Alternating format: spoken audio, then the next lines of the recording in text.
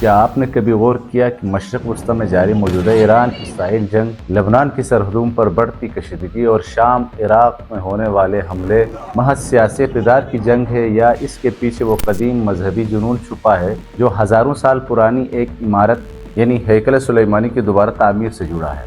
آج جب ہم سرخیوں میں دیکھتے ہیں کہ اسرائیل لبنان کے جنوبی حصوں پر قبضے کی منصوبہ بندی کر رہا ہے اور ایران کے ساتھ براہ راست ایٹمی ٹکراؤ کی طرف بڑھ رہا ہے، تو حقیقت میں پس پردہ گریٹر اسرائیل کا وہ نقشہ تیار ہو رہا ہے جس کا ذکر یہودیوں کی قدیم کتابوں میں موجود ہے۔ میں ہوں آپ کا میزبان سجاد رانا اور آپ دیکھ رہے ہیں دوام آن لائن۔ آج کی اس دستاویزی ویڈیو میں ہم ان دو بڑے سوالوں کے جواب تلاش کریں گے جو اس وقت پوری دنیا کے لیے ایک معمہ بنے ہوئے ہیں اور جس کی وجہ سے دنیا تیسری عالمی جنگ کی طرف بڑھ رہی ہے۔ پہلا سوال یہ کہ وہ کون سا جادوئی خزانہ اور مقدس صندوق ہے جسے ڈھونڈنے کے لیے اسرائیل مسجد اقصی کی بنیادیں کھود رہا ہے، اور کیا یہ حالیہ جنگیں دراصل مسیحا کے ظہور اور پوری دنیا پر یہودیوں کی حکمرانی کا راستہ ہموار کرنے کے لیے لڑی جا رہی ہیں؟ سب سے پہلے ایک تاریخی حقیقت کو سمجھنا ضروری ہے، جسے آج یہودی ٹیمپل کہتے ہیں۔ وہ در حقیقت ایک مسجد ہی تھی۔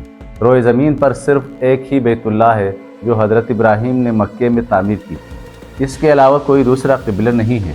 ہیکل سلیمانی سے پہلے یہودیوں کے ہاں کسی باقاعدہ عمارت کا تصور نہیں تھا۔ وہ ایک خانہ بدوش قوم تھے اور ان کا معبد ایک خیمہ تھا جس میں تابوت سکینہ رکھا ہوتا تھا۔ یہ وہ دور تھا جب اللہ نے حضرت داؤد علیہ السلام کو پیغمبری، کتاب اور بادشاہت تینوں سے نوازا تھا۔ حضرت داؤد کی سلطنت نیل سے دریائے فرات تک پھیلی ہوئی تھی۔ انہوں نے اپنے لیے ایک عالیشان محل تعمیر کروایا، لیکن ان کو یہ خیال آیا کہ وہ خود تو دیودار کی قیمتی لکڑی سے بنے محل میں رہتے ہیں، مگر خدا کا تابوت اب بھی ایک خیمے میں پڑا ہے۔ انہوں نے ہیکل کی تعمیر کا ارادہ کیا، مگر اس زمانے کے ماہرین نے مشورہ دیا کہ یہ کام ان کے بیٹے حضرت سلیمان کے ہاتھوں مکمل ہوگا۔ 970 قبل مسیح میں جب اس کی تعمیر شروع ہوئی تو یہ انسانی تاریخ کا ایک معجزہ تھا۔ حضرت سلیمان کے قبضے میں جنات تھے جن سے انہوں نے اس عالیشان مسجد کی تعمیر میں کام لیا۔ یروشلم کے کوہ موریہ پر اتنے بھاری اور دیو ہیکل پتھر چنے گئے کہ آج کی جدید مشینری بھی حیران رہ جاتی ہے۔ اس ہیکل کے 3 حصے تھے جہاں عام لوگ اور علماء عبادت کرتے تھے، لیکن اس کا سب سے اہم اور مقدس ترین حصہ وہ تھا جہاں پہ تابوت سکینہ رکھا گیا تھا۔ اس کی تعمیر میں استعمال ہونے والے سونے اور چاندی کی مقدار اتنی زیادہ تھی کہ آج کے دور میں اس کی قیمت کھربوں ڈالر بنتی ہے۔ تابوت سکینہ وہ مقدس صندوق تھا جو شمشاد کی لکڑی سے بنا تھا اور جنت سے حضرت آدم کے پاس بھیجا گیا تھا۔ اس میں من و سلوہ، حضرت موسیٰ کا عصا اور دیگر انبیاء کے تبرکات موجود تھے۔ یہودی اس کی برکت سے ہر جنگ جیت جاتے تھے، لیکن حضرت سلیمان کے دور میں ایک اور پہلو بھی سامنے آیا۔ یہودی روایات کے مطابق اس وقت کے کچھ جنات نے لوگوں کو جادو سکھانا شروع کر دیا تھا، جس سے معاشرے میں بگاڑ پیدا ہوا، اور حضرت سلیمان نے ان تمام جادوگروں کو اکٹھا کیا، ان کے جادو کے تمام وظائف اور جنات کو بلانے کے طریقے جمع کر کے صندوقوں میں بھرے اور انہیں ہیکل کے نیچے بنے خفیہ غاروں میں دفن کر دیا۔ ساتھ ہی اپنا سارا خزانہ اور تابوت سکینہ بھی وہیں چھپا دیا۔ یہی وہ خفیہ اثاثہ ہے جس کی تلاش میں آج کا اسرائیل مسجد اقصی کی بنیادیں ہلا رہا ہے۔ وہ سمجھتے ہیں کہ ان صندوقوں میں وہ طاقت چھپی ہے جس سے پوری دنیا کو مٹھی میں لیا جا سکتا ہے۔ یہودیوں کا ماننا ہے کہ جو شخص ان وظائف پر قابو پا لے گا وہ پوری کائنات کی مادی قوتوں کو اپنا غلام بنا لے گا، اور یہی وہ جادوئی طاقت ہے جسے حاصل کرنے کے لیے صہیونی ریاست بےتاب ہے۔ بنی اسرائیل کی بدعمالیوں اور انبیاء کی نافرمانی کے نتیجے میں اللہ کا غضب نازل ہوا۔ 586 قبل مسیح میں بابل کا بادشاہ بخت نصر یروشلم پر حملہ آور ہوا۔ اس نے ہیکل سلیمانی کو مکمل طور پر تباہ و برباد کر دیا۔ 6 لاکھ یہودیوں کو قتل کیا اور تقریباً 2 لاکھ کو قید کر کے بابل یعنی آج کے عراق لایا گیا۔ بخت نصر نے ان یہودی غلاموں کو بابل کے مضافات میں جس بستی میں آباد کیا اس کا نام تل ابیب رکھا۔ آج کے یہودی اپنی اس رسوائی کو نہیں بھولے، اسی لیے انہوں نے 1948 میں اپنے شہر کا نام تل ابیب رکھا تاکہ وہ اس پرانی جسارت کا بدلہ لے سکے۔ بخت نصر نے ہیکل کو گرا کر خزانوں کی بہت تلاش کی، لیکن وہ غار اس کے ہاتھ نہ لگ سکے۔ اس نے غصے میں تابوت سکینہ کی شدید بے حرمتی کی اور اسے کہیں پھینک دیا یا ضائع کر دیا، جس کی وجہ سے اس کے ملک پر عذاب آیا اور ایران کے بادشاہ سائرس نے بابل کو فتح کر لیا۔ بابل کی اس قید نے یہودیوں کی نفسیات میں انتقام کی ایسی آگ بھڑکائی جو آج 2500 سال بعد بھی بجھ نہیں سکی۔ تو آج بھی عراق اور اس کے گرد و نواح کو اپنی اس رسوائی کا مرکز سمجھتے ہیں۔ تقریباً 70 سال بعد ایران کے بادشاہ سائرس اعظم یعنی ذوالقرنین نے بابل فتح کر کے یہودیوں کو رہا کیا اور انہیں دوبارہ ہیکل بنانے کی اجازت دی۔ یہ سیکنڈ ٹیمپل یعنی ہیکل ثانی کہلاتا ہے۔ جو 1515 قبل مسیح میں مکمل ہوا۔ یہ ہیکل تقریباً 600 سال قائم رہا، لیکن اس بار اس میں تابوت سکینہ نہیں تھا جو غائب ہو چکا تھا۔ جب حضرت عیسیٰ علیہ السلام تشریف لائے تو ان لوگوں نے حسب معمول ان کی مخالفت کی اور ان پر مظالم ڈھائے۔ اللہ کا عذاب اس بار رومی جرنیل تیتوس کی شکل میں آیا۔ 70 عیسوی میں تیتوس نے دوسرے ہیکل کی اینٹ سے اینٹ بجا دی اور یہودیوں کو ہمیشہ کے لیے یروشلم سے نکال دیا۔ اس تباہی کے بعد یہودی 1800 سال تک پوری دنیا میں رسوا ہو کر بھٹکتے رہے، یہاں تک کہ برطانیہ نے فلسطین پر قبضہ کر کے اسرائیل کی بنیاد رکھی۔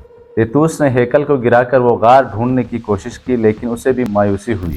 رومیوں کے جانے کے بعد یہ جگہ ایک طویل عرصے تک ویران رہی، یہاں تک کہ مسلمانوں نے اسے فتح کر کے قبلہ اول کی حرمت بحال کی۔ صلیبی جنگوں کے دوران جب یروشلم پر عیسائیوں کا قبضہ ہوا تو تاریخ میں ایک انتہائی پراسرار گروہ کا ذکر ملتا ہے جسے ٹیمپلر نائٹس کہا جاتا تھا۔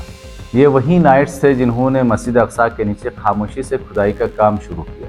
ان کا اصل مقصد وہ غار تلاش کرنا تھا جہاں حضرت سلیمان نے جادو کے وظائف اور خزانے چھپائے تھے۔ یہودی روایات کے مطابق ان نائٹس کے ہاتھ حضرت سلیمان کے 2 صندوق لگے جن میں جادو اور دولت بنانے کے طریقے درج تھے۔ ان نائٹس نے وہ خزانہ خفیہ طور پر یورپ منتقل کیا اور دیکھتے ہی دیکھتے وہ دنیا کے امیر ترین اور طاقتور ترین لوگ بن گئے۔ انہوں نے بینکنگ اور چیک سسٹم ایجاد کیا کیونکہ وہ یروشلم سے باہر خزانہ لے جانے کے لیے تلاشی سے بچنا چاہتے تھے۔ یہی گروہ بعد میں فری میسنز کی بنیاد بنا۔ ان کی دولت کا منبع وہی غار تھا جو آج بھی مسجد اقصیٰ کے نیچے موجود ہے۔ یہودی علماء اب بھی سمجھتے ہیں کہ اصل خزانہ اور تابوت سکینہ ابھی بھی وہیں دفن ہے اور اسے نکالے بغیر ان کی عالمی حکمرانی کا خواب ادھورا ہے۔ 1948 میں برطانیہ اور امریکہ کی پشت پناہی سے اسرائیل کا قیام عمل میں آیا۔ یہ ایک ایسی قوم کی واپسی تھی جو 1800 سال تک پوری دنیا میں بھٹکتی رہی، لیکن اسرائیل کا قیام محض ایک آغاز تھا۔ 1948، 1967 اور پھر 1973 کی جنگوں میں اسرائیل نے اپنے پاؤں پھیلائے، شام کی گولان کی پہاڑیاں، اردن کی مغربی کنارہ اور مصر کے علاقے ہتھیا لیے۔ آج جب ہم مشرق وسطیٰ کو آگ اور خون میں ڈوبا ہوا دیکھتے ہیں تو یہ اسرائیل کی اسی گریٹر اسرائیل کووننٹ لینڈ کی خواہش کا حصہ ہے۔ ان کا عقیدہ ہے کہ دنیا کے خاتمے سے پہلے حضرت داؤد کی سلطنت دوبارہ قائم ہوگی، جس کی سرحدیں دریائے نیل سے دریائے فرات تک ہوں گی۔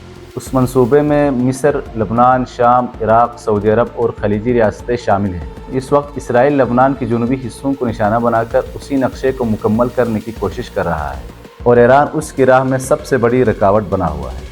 اسرائیل کا یہ جنگی جنون دراصل مذہبی کتابوں میں لکھی اس پیشگوئی کو زبردستی پورا کرنے کی کوشش ہے جس کے مطابق یہودیوں کو پوری دنیا پر حکومت کرنی ہے۔ گریٹر اسرائیل کے ساتھ ساتھ تھرڈ ٹیمپل بڑا مذہبی ان کی کتابوں میں لکھا ہے کہ جب تک تیسرا ہیکل نہیں بنے گا ان کا مسیحا، جسے یہودی مسیح اور ہم مسلمان دجال کہتے ہیں، ظاہر نہیں ہوگا۔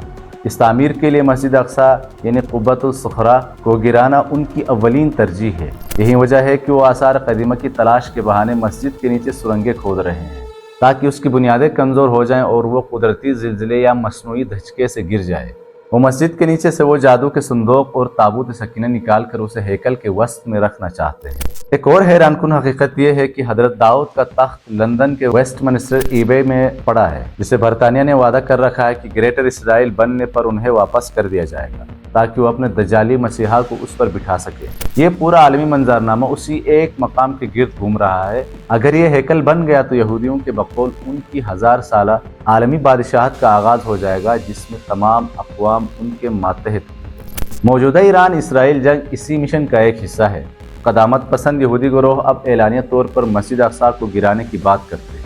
انہوں نے ہیکل کے لیے سونے کی شمعدان، پادریوں کے لباس اور قربانی کے لیے سرخ گائے بھی تیار کر لی ہے۔ ان کا ماننا ہے کہ ایران اور اس کی اتحادی تنظیمیں حماس اور حزب اللہ ان کی اس مشن میں سب سے بڑی رکاوٹ ہے، اسی لیے وہ پورے خطے میں آگ لگا کر راستہ صاف کرنا چاہتے ہیں۔ اسرائیل کی خفیہ ایجنسیاں اور شدت پسند گروہ مل کر کام کر رہے ہیں۔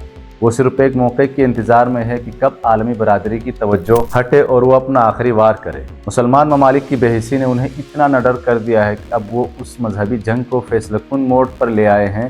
وہ سمجھتے ہیں کہ ایک بار مسجد اقصیٰ گر گئی تو پھر ان کی عالمی بادشاہت کا راستہ کوئی نہیں روک سکے گا۔ ایران کی میزائل پروگرام ان کے لیے ایک ڈراؤنا خواب ہے جسے وہ ہر صورت ختم کرنا چاہتے ہیں تاکہ تھرڈ ٹیمپل کی تعمیر میں کوئی رکاوٹ نہ رہے۔ ناظرین، یہودی تابوت سکینہ اور حضرت سلیمان کے خزانوں کی تلاش میں پوری زمین کھود ڈالنا چاہتے ہیں، جبکہ ہم مسلمان اپنی اس مسجد اقصیٰ کو بھولتے جا رہے ہیں جہاں سے معراج کا سفر شروع ہوا تھا۔ یہودیوں کا یہ تھرڈ ٹیمپل کا منصوبہ پوری دنیا کو تیسری عالمی جنگ کی آگ میں دھکیل رہا ہے۔ تاریخ گواہ ہے کہ جب بھی بنی اسرائیل نے حد پار کی، اللہ نے ان پر عذاب مسلط کیا۔ آج کی ایران اسرائیل جنگ اسی سلسلے کی ایک کڑی ہے، جہاں حق و باطل ایک بار پھر آمنے سامنے ہے۔ کیا آج کی امت مسلمہ بیدار ہو کر اس فتنے کا راستہ روکے گی، یا پھر ایک بار پھر تاریخ خود کو دہرائے گی اور کوئی نیا بخت نصر یا تیتوس اٹھے گا؟ یہ وہ سوال ہے جس کا جواب آنے والا وقت ہی دے گا۔ مگر یاد رکھے کہ مسجد اقصیٰ کی مٹی کا ایک ایک ذرہ اس عظیم تصادم کی گواہی دے رہا ہے۔ یہ لڑائی صرف زمین کی نہیں بلکہ اس عظیم تخت کی ہے جس پر بیٹھ کر دنیا کا فیصلہ ہونا ہے۔ یہ جنگ گریٹر اسرائیل کے خواب اور امت مسلمہ کے قبلہ اول کے تحفظ کے درمیان ہے۔ ناظرین، کیا آپ کو لگتا ہے کہ موجودہ عالمی طاقتیں دانستہ طور پر اسرائیل کو اس مذہبی جنون کی تکمیل کی اجازت دے رہی ہیں تاکہ دنیا ایک نئے عالمی نظام یعنی نیو ورلڈ آرڈر کی طرف بڑھ سکے؟ اگر خدا نخواستہ مسجد اقصیٰ کو نقصان پہنچا تو کیا 1.5 ارب مسلمان محض مذمتی بیانات تک محدود رہیں گے، یا یہ واقعہ تاریخ کے رخ کو ہمیشہ کے لیے بدل دے گا؟ ناظرین، یہ تھی ہیکل سلیمانی پر بنائی گئی ہماری ڈاکومنٹری۔ اگر آپ کو یہ ویڈیو پسند آئی ہے تو اسے لائک کرنا نہ بھولیں اور ہمارے چینل کو سبسکرائب کرنا نہ بھولیں۔ اب تک کے لیے اللہ حافظ۔